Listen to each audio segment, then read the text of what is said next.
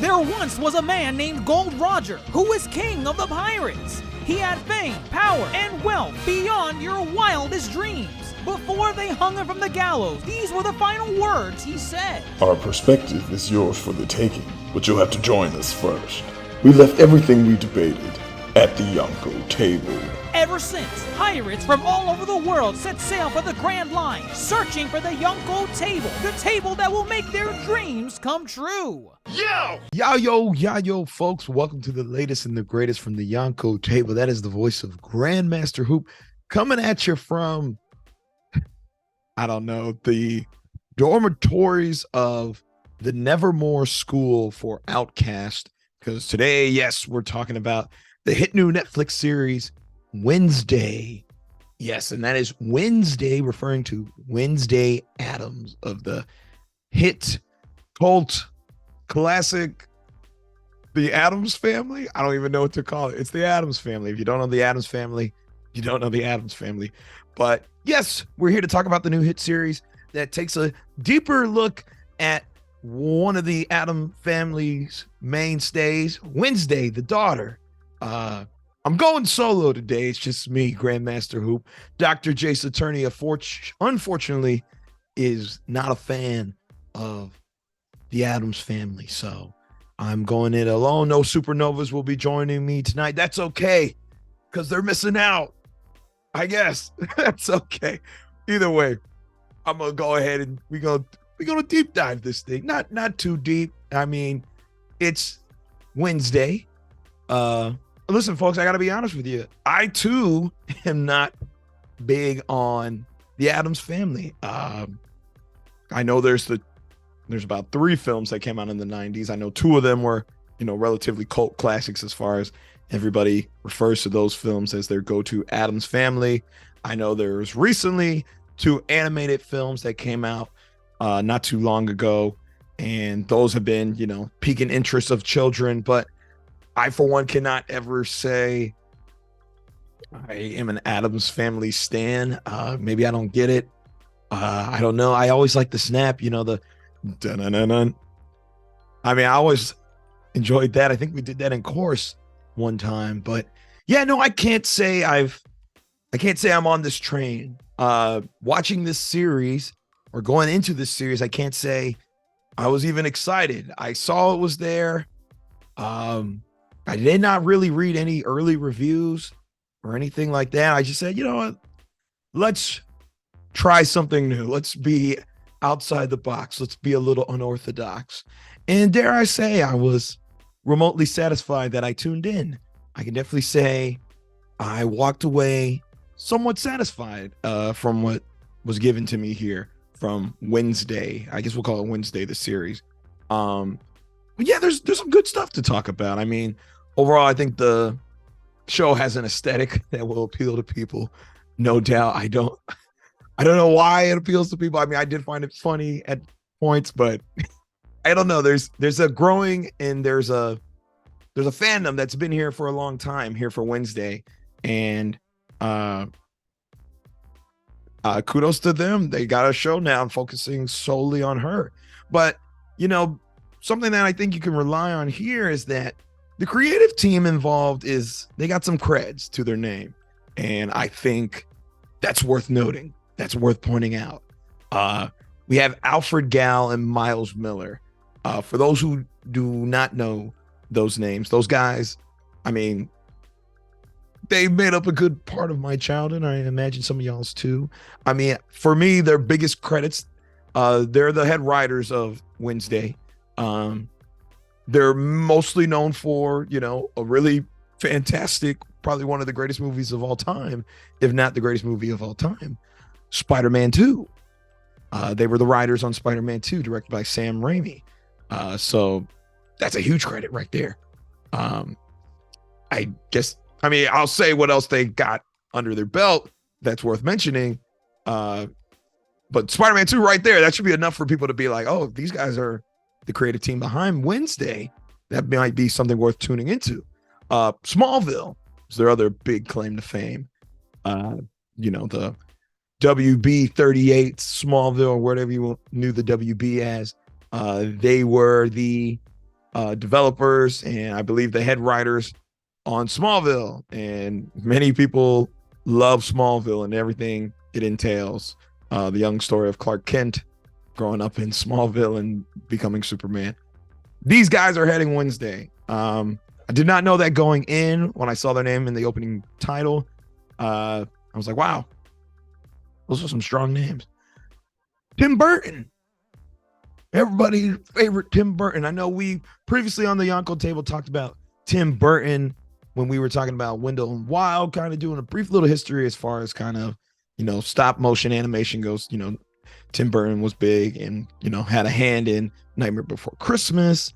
He directed The Corpse Bride. And then, of course, you'll have all his live action films, which for the most part are relatively good and like some considered great films. And they all developed a kind of a cult following or just this overall following for Tim Burton. But Tim Burton's here. He is producing the Wednesday show and he actually directed a couple of episodes. That's a win right there. You got Tim Burton directing some Netflix episodes. Don't think he's done that in the past. He's here. And very much, I think Wednesday fits kind of that vibe of Tim Burton that, that maybe neo's not the word, but, that gothic, dark humor. That's definitely Tim Burton. I think Wednesday, the series in the Addams Family as a whole, fits right up there. I mean, I'm sure some people probably thought he directed the original too. He did not. That was Barry Sonnenfeld from Men in Black fame. He directed the original two Addams films that came out in the 90s. Tim Burton was originally attached, but he was doing Batman Returns. But here he is, in proper, directing a couple episodes of Wednesday. He's here. Christina Ricci. And I feel most people probably know Christina Ricci as the OG Wednesday from the Addams Family films that came out in the 90s. So I think fans will be happy to see that she's here. She's part of the regular cast too. It's not like just a little cameo. She's here. I thought that was really cool. And I saw Christina Ricci. I know her as Wednesday Addams. I haven't seen the films, but I think that's cool that they got her on here. But yeah, folks, I'd be a hypocrite to say that I'm big on the Addams Family or I'm coming in with this great Addams Family background knowledge. I don't. The most I know is there was an episode of the new Scooby-Doo movies from like the 80s where Scooby-Doo and the gang met the Addams Family and they were just creeped out the whole time. I thought it was hilarious, but I don't know, folks. I'm really going into this blind, but again, I came out relatively satisfied. I guess it's kind of this dark tone that they got going on, this weird sense of comedy. I don't know. It's just that backward stuff. Like they revel in, I don't know, if people call them weird, they're like, oh yes, I like that. We're weird. Yay. That's exactly what I wanted you to say. Like, I don't know, every kind of insult is actually cool to them, or maybe they're oblivious.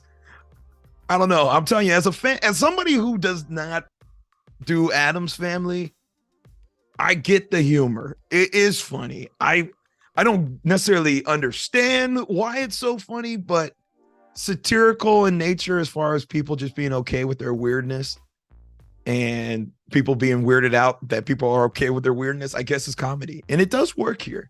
It does work. But Addams Family, I'm sorry, not Addams Family, but Wednesday, the series strikes a nice balance between that style of humor and just being overtly kind of dark at times. I didn't know it was going to go kind of down this dark route. The show takes a dark, mysterious route. There's a central mystery driving the plot, and it goes into some dark places. There's some murder. There's some outright racism. There's, callbacks to the witch trials from yesteryear. It takes it there, and I think it does it well. I will say this, at times when you have a show like Wednesday that's based on a profoundly popular source material and you kind of give it this modern day feel to it, this overarching story, I mean, immediately watching the show, I was thinking, let's give him Riverdale. Big fan of Riverdale, specifically seasons 1 and 2. I think season 1 and 2 of Riverdale did a really good job at kind of bringing Riverdale to a modern day audience. Again, that's another show that I was not big on Archie comics at all, and I think Riverdale sold me. Not that I go read Archie comics now, nor does Wednesday gonna make me go watch the Addams Family, but I get it. I see the moving pieces. I'm picking up. They make it very digestible for you. And that's good. That's good. Do I think it's too much like Riverdale? No, not all. I think Wednesday, the series, does a very good job at setting itself apart from just being another run-of-the-mill teen drama, central mystery. I think it knows what it wants. They said, we're going to be quirky, we're going to be dark, but we're not going to be completely absurd, which I think Riverdale at some point really got absurd. So I do like that. I mean, both series are produced by Netflix. Some people don't even know that Riverdale is like only aired through Netflix in other countries. But I think Wednesday does enough to separate itself, no doubt. What they got right, they get a lot of things right, for sure. I gotta say, it's Wednesday. We gotta look at the character of Wednesday, who is now being played by Jenna Ortega. I mean, again, I don't have this prior background knowledge of how Wednesday Addams is supposed to be. I have like a brief idea. Jenna Ortega does a fantastic job here as Wednesday. I couldn't look away. She really commands the screen with this nonchalant, this eerie disposition, this I don't care about anything or anyone, and I love my dark, quirky ways. It works. She sells it really well. And I mean, I do know her from, Scream, the latest Scream film. She is going to be in the next one too. That's her biggest claim to fame, I believe. Correct me if I'm wrong, folks. That's where I know her from. I think she does a fantastic job here as the lead. She really carries, and rarely at times do I think she can't hold her own. I mean, there's other big stars in this series, and she's definitely able to step up to the plate. And I think you got to give credit where credit is due. So shout out to the girl, Jenna Ortega, for sure. Representation. I not that I always go into these new shows and be like, yo, do they got, people of color here? Do they, got representatives of the LGBTQ? Or do they got, just across the board of diversity and whatnot? But the show does it. And, funny enough, when we previously talked about Tim Burton in our Wendell and Wild podcast, if you haven't listened to that, I implore you to go listen to that after you go watch Wendell and Wild, which is on Netflix now. Here I am out promoting Netflix. You didn't see much representation, I feel, with a lot of things that Tim Burton was involved in. Now, I mean, Tim Burton stands come from my neck if you need to. But I would say it's nice to see that he is involved in this show, and we get, there's Black representation, there's LGBTQ representation. I think there's just a relatively, conscious decision to kind of be more inclusive here. I mean, the whole premise of the show, I feel, is, they're not outrightly being like, yo, we're not, we're pro, anti-racism or whatever, but the themes of the show definitely, take away certain aspects of the plot, and you can substitute that for a race, and you still got a show about, equality and stuff. But it works. And then it's nice to see Tim Burton's involved. Again, I might have to bite my foot, or maybe, the guy's learning. The guy's learning. He said, Wednesday, it's going to be on Netflix. Netflix is a very progressive, platform. I got to get with the times and start sharing the spot. Now, again, he's directed episodes. I don't know if he had so much of a say in the casting and the writing room, but he's involved, and I'm glad they're moving, I feel, in a nice direction here. And then the vibes of the show, it's consistent throughout. I never thought at one point this show messed up tonally, like straight all the way through. It's got the dark humor delivered by the cast, the satirical type of humor, as you know, you have normies and, you know, just people looking at characters like Wednesday and being like, she's weird. Why do y'all buy into her?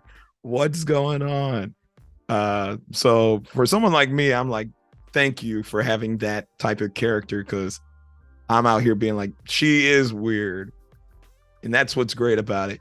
And then the show does a good job of writing this line of, we'll have our little serious moments. We'll have kind of our, let's take a step back and be like, yo, here's a mother-daughter relationship. Let's explore that. And then other times, let's be weird at the dance and doing this crazy dance. That dance scene, oh my gosh, that's a really good scene. I know that's trending right now on like social media, but Jenna Ortega kills that little scene. I'm sure kids nowadays are gonna be doing that dumb gothic dance. I don't know what to make of it. It's hilarious.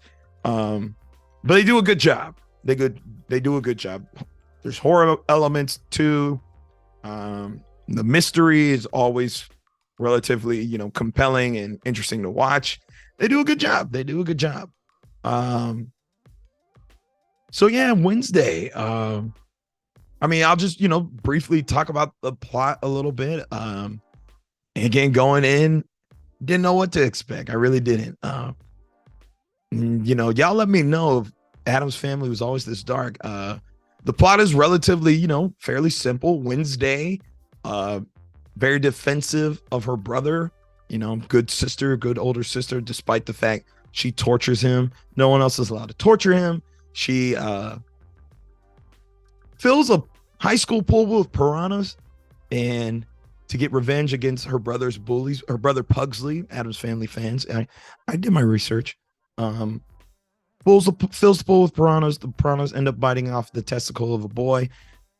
Wednesday's got to go to a new school. Wednesday's kicked out of public school. She's now got to go to the Nevermore Academy, which is the alma mater her parents went to. Her parents graduated from the Nevermore Academy. Her parents being Gomez and Morticia Addams. So now, you know, kind of runs in the family. Clearly Wednesday necessarily doesn't want to go. Seems she's kind of in that growing phase, trying to not be so much her parents and trying to step away from, you know, kind of create her own woman. Totally get that. The Nevermore Academy, though, is a very interesting place. It's where a lot of outcasts go, as the series calls it. When I first came in, again, I was like, okay, they're just all going to be weird. And again, maybe I'd need to do my research. This school is full of werewolves, vampires, sirens, gorgons, and just a bunch of creatures, monsters. And over here, I'm like, damn, is this what Monster High wants to be? Is this Monster High? I know some people like Monster High. The kids be talking about Monster High. I did not know they were going to go this route. When her friend Enid, another great character, Enid was really funny. That's Wednesday's roommate. Giving her the social ladder that is Nevermore. She's like, those are your fangs, which are your vampires. Those are your claws, which are your wolves or something. And there go your tongues, which is sirens. I don't know. I was like, at first I heard that. I was like, oh, it's just kind of Hogwartsy. It's those are their mascots. No, those people are what they are. They're werewolves who haven't werewolfed out yet. They're vampires. They're everything. I was like, oh, cool. What's Wednesday though? Wednesday, what is she? And then, you know, we also learned that the school has just regular people who have like abilities, kind of like it's almost like this thing was going for like an X-Men type of vibe. Just a school for outcasts. And, you know, mutants. That's what it feels like. Wednesday, she has clairvoyancy. Clairvoyancy, able to, predictions and see the future. Visions. There you go. Now this show turns into That's So Wednesday. That's what I'm gonna deem this as. That's So Wednesday. Takes a lot from imagine That's So Raven, but Raven was out here preventing murders to her classmates by monsters. Literally, that's what the show feels like sometimes. Wednesday has visions throughout the show, and they kind of guide what she does next, or she, sets up, or adds to the mystery. And, she doesn't do the Raven thing where she's like, no, this girl like almost like backwards dives into a pool and someone's got to catch her. She's trust falling. If somebody doesn't catch her, she might hit her neck on something. And then she has a vision. You can gaze into the future. I would love someone to mash that up. That's So Wednesday. That sounds great. Please don't take my idea. But growing pain. She, again, that create that separation from her parents. We learned that Morticia herself used to have visions. So, but Wednesday's not really ready to be talking to her mother like that. She's very reserved girl. But the mystery starts thickening. There's a murder happens in the woods, and turns out, one student gets murdered. And I'm gonna try to be as spoiler as possible, people. But a monster murders a student, and Wednesday has visions about it. And the boy who got murdered, apparently he had knowledge of this prophecy. So now we get like this kind of, I don't know, Harry Potter-esque chosen one. We've seen it before, the gimmick, the chosen one bit. But this one's different. Wednesday is going to destroy the school if nothing's done to her. She's prophesied to destroy a school against what appears to be a pilgrim of sorts. So that's kind of your overarching mystery throughout the series. And, I don't sound so delighted about it, talking about it. I only sound like this because I don't want to spoil much, but it's good.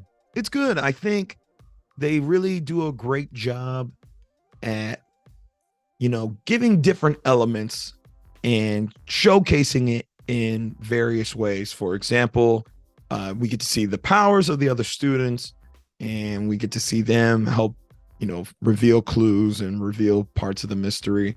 We get aspects of time travel because this mystery and prophecy dates back to, the days of the pilgrims. And so there's elements of that. And again, this is not spoilerish at all. I feel I'm not revealing much. But then we just get good juxtaposition throughout the series from the perspective of Wednesday and her friends. There's her friends such as Enid, who's her roommate, who's a werewolf, and she's just trying to live this normal life, and she clashes with Wednesday, but they actually form a really cool friendship. It's really fun to see play out. We see Wednesday getting in a little love triangle. She got the normie Tyler on one hand, who's the son of the sheriff, who's kind of an odd duck too, who has got a history with the outcast from Nevermore. Then on the other hand, you got Xavier, and Xavier, he draws, and his drawings come to life. Pretty cool power, if you ask me. They clash to get the heart of Wednesday. So got that cool little plot line there. Xavier's ex-girlfriend, Bianca. Bianca is a siren. We don't see many sirens in these types of shows, so sirens are cool. Played by Joy Sunday. I don't know. I just thought it was cool. We got a dark-skinned sister up in there, repping. But yeah, she's like Wednesday's rival. They have this cool little fencing match that was actually, I think, pretty well done. And again adds to the Wednesday character. She's like, oh, I want to invoke the rule of something where we fight with no helmets. First one to draw blood. I'm like, damn, it ain't that serious. You just got here. You got her other friend like Eugene. He's a little beekeeper. He's a funny little dude. The cast is really strong, folks. The cast is really strong. Those are the kids. We have Gwendolyn Christie here. If some folks didn't recognize her, she's most famously known to play Brienne of Tarth from the hit series Game of Thrones, playing the Principal Weems. She plays it up so well too. You don't really know she's here to really help guide Wednesday, or maybe she's holding this grudge against the Addams family because she went to school with her parents and was roommates with her mother and appears somewhat jealous of her mother. And I liked that. And Gwendolyn Christie really delivers it up. As I said before, Christina Ricci is here. Christina Ricci, the original Wednesday Addams, also has collaborated with Tim Burton on occasion. She's here. She's playing a teacher, Miss Thornhill. Just seems to be ready to help Wednesday. A lot of people are here to help Wednesday, and Wednesday is just not susceptible to said help. But she's here, and it's really cool to see. It's funny to see she's not the first actress to ever play Wednesday Addams, but here she is acting with the latest Wednesday. That stuff is cool. It's like seeing all Spider-Mans on screen, I guess. It's cool. If you don't buy into it, you're a fool. That stuff is cool. I like stuff like that. And of course, Christina Ricci is a great actress, so it's not like she's just here doing nothing. It's good. It's good. The Addams family, they're not mainstays in the cast. They are recurring characters. We have Luis Guzman, who I guess I recall people not being too fond of his casting at first because he didn't fit the look of Gomez. But when I looked into it more, he's a short Hispanic dude and he loves his wife. I think he does a great job here. Luis Guzman, I think a very underrated actor. He does fine here as Gomez Addams. Catherine Zeta-Jones, though, it's probably the biggest name acting-wise in this series. Perfect casting. That's dang near perfect casting as Morticia Addams. It's Catherine Zeta-Jones. Morticia, I guess, is always played up as, this the peak beauty, peak beautiful, most beautiful, sexiest women alive type person who just delights in, the grim takes of the world. Like someone says she's a bad mother and she's like, yes, that's what I wanted to hear. I'm a bad mother. Oh, I would hug you, daughter, but that's not how we do things. She's good. It's Catherine Zeta-Jones. She's Academy Award winner. Freaking they had it coming. What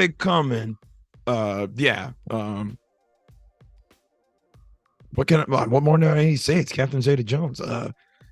She does a very good job playing with Jenna Ortega. Kind of this, I want to be a good mother and I want to be there for my daughter, but I understand my daughter is kind of like a rock right now and doesn't want to flow with me. I want to help her and she's got to make her own way, but I will always be here when she needs me. And Wednesday, and again, not trying to go too much in depth, but we do see great character development from Wednesday in this 8-episode run, trying to go from, just this want to be alone in the world and, hey, there are people who are on my side who want to be on my side. I need to kind of, relish that idea and kind of use it, not just for my own advantage for whatever I'm doing, but it's just good in life to have people on your side. The parents, they're just recurring characters. They have a couple of episodes. I think they have a really great mid-season episode that does a little flashback. gives you more insight and peels back the mystery. I think their inclusion was rightfully so. This is Wednesday's show. I think a lot of people did want to also see Pugsley. He's here. I don't know his shtick either. He's here. Again, as many times as the parents are here. The Uncle Fester. Fester. That's his name. Fred Armisen, comedian, SNL, Portlandia, plays Uncle Fester. Again, I don't know much. I know Christopher Lloyd played the dude originally. He's here too. Shows up later towards the end of the series. Does his thing, does a good job. Don't think he detracts from Wednesday at all. Adds on to the kind of the kookiness, and I get why she vibes with him. But I tell you what, folks, I cannot talk about Wednesday without talking about probably the greatest of the supporting castmates, which is Thing. Thing is the hand. I think he's the original. He's the original snapper. He's just a hand, folks. He's a hand. He's a sentient hand, acts like a dog, but the brain of a human. I feel when he taps his fingers, it's Morse code. Could be wrong. Thing is great. People love Thing. The characters love Thing. Thing is there for his girl Wednesday. Originally sent to spy on her, but he's like, I'm down with let's go solve this thing. Let's get it. Does a good job looking out for her.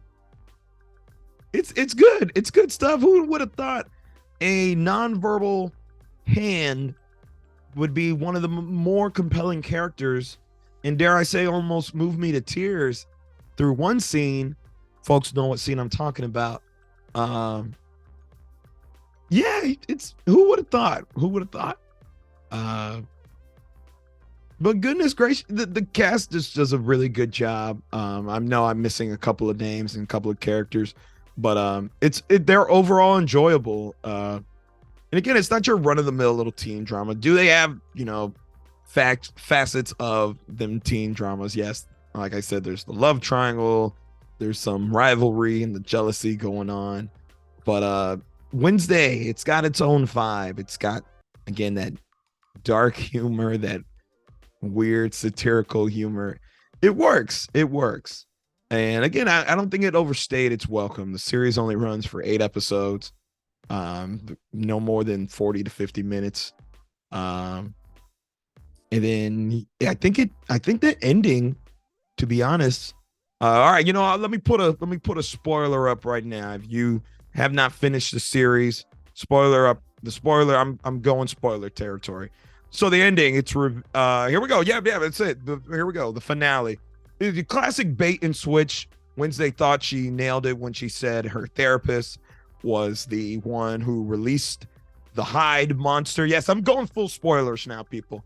No, she was wrong. It was indeed Christina Ricci. Christina Ricci is the great ancestor of the most racist person from the town of Jericho, the Pilgrim, Crackstone, Joseph Crackstone. Christina Ricci is his descendant, and also Christina Ricci's character is looking for revenge for her own immediate family due to when Gomez and Morticia were in school, they killed her brother. Her brother was crazy too. He was like stalking Morticia and whatnot. But the dad, see, again, that's why I think the series, you take this idea that there's an overtly racist family who wants to be rid of outcasts because they're just overtly racist. And the outcasts being vampires and sirens and people with clairvoyancy and whatnot. I mean, if you just take that idea out and just make it people of color, you got probably a real world story that's probably already happened about an overtly racist family trying to kill some people of color. I'm sure that story's been done plenty. But here you have it in Wednesday. And never do I feel that it's like trying to tell that story as an allegory. I don't ever think they're trying to like be like, yo, we are directly trying to say racism is bad. They say it, it's direct, but it does not detract from this story. And I didn't watch Wednesday and feel like, man, this is a really woke story. We need to treat weird people well. I never walked away like that. I just walked away with just the simple fact that, oh yeah, racism is bad and treating people different from you is bad. Please werewolf the fuck out, Enid, and go kill that monster. Like, you don't get, it's there, but it's not like the moving factor. It's there, and it cannot be said without stating, but it's nonetheless compelling, even if they just take it, the route of, instead of our black people are our werewolves, our Asian people are vampires, and our Pacific Islanders and our Native Americans are werewolves. Nope, Twilight did that. I lied. I'm sorry. They didn't do that here. Let me stop. But man, I called it. I knew Christina Ricci was gonna be the one. I knew it. And of course, y'all not gonna believe me, but I was like, by I think episode 6, I was like, yo, it's Christina Ricci. She's a long lost sister of this family, this racist family. It's her. Although I thought it was a pretty good twist. Sad to see Gwendolyn Christie go. I just like her so much as Principal Weems, and just her as an actress. So sad to see her go. But I think decent finale. Again, it kind of plays out like some Harry Potter shit. Joseph Crackstone being like Voldemort's back. But Wednesday steps up. Well, I guess Wednesday nearly dies, and she's saved by her great ancestor, Goody Adams, who also played by Jenna Ortega. Resurrects her, and she goes and does the fight with Crackstone. Crackstone just being a pilgrim zealot, just kill them all, kill all the vampires. Yeah, was that generic? Sure, definitely generic ending. I think we've all seen that before. Don't think we necessarily needed. I was more just fine with the mystery, but sure, you can play out like the end of a Harry Potter book. Still fun. Enid finally werewolfed out. Tyler's revealed to be the Hyde monster, and also the son of a outcast. Cool to see, everybody kind of, Bianca, her rival, the Siren, Xavier, and the rest of their little crew come together and, take down the baddie together. Everybody's cool. Everybody's copacetic. Eugene being that weird kooky kid, does his thing. Yeah, folks, and then season wraps up quite nicely. Nevermore shuts down for the rest of the semester after all this death. Makes sense. And now I guess that leaves where they're heading season 2. I have no idea what a season 2 is going to look like. Maybe I missed something. Y'all can correct me or help me out. Not sure if I missed anything. But season 2, I'm sure it's right now. The show's currently broke records. I think it broke the record previously held by Stranger Things for like hours most streamed for an English speaking series on Netflix. 341.2 million hours viewed from after its debut. That's big. That's big stuff. Like people are tuning in. I think it's and I'm gonna wrap this up. I think it's worth tuning in. I think it's worth giving a shot. Again, not an Addams Family guy. Still haven't seen anything other than the Scooby-Doo episode. And real ones know what I'm talking about. Scooby-Doo used to meet Batman. Scooby-Doo used to meet the Harlem Globetrotters.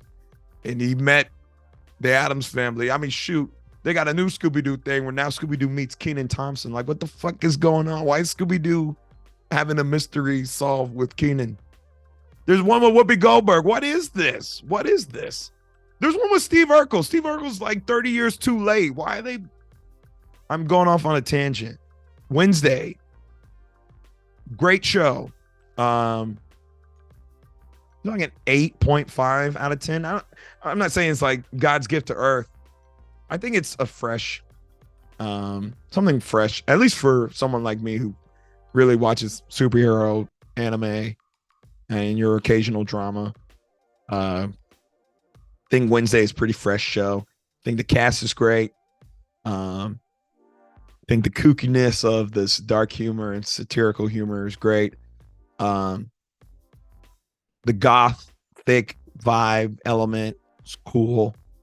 And again, you got people like, again, Miles Miller, Alfred Gall, Tim Burton, and shout out to the other directors. I know I didn't say their names.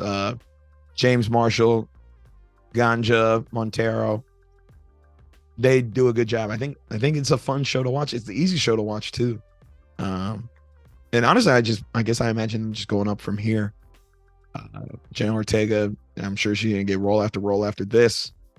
Gwendolyn Christie, this is already her second Netflix show to my knowledge. She was just in The Sandman as Lucifer, and she'll be back as Sandman. So yeah,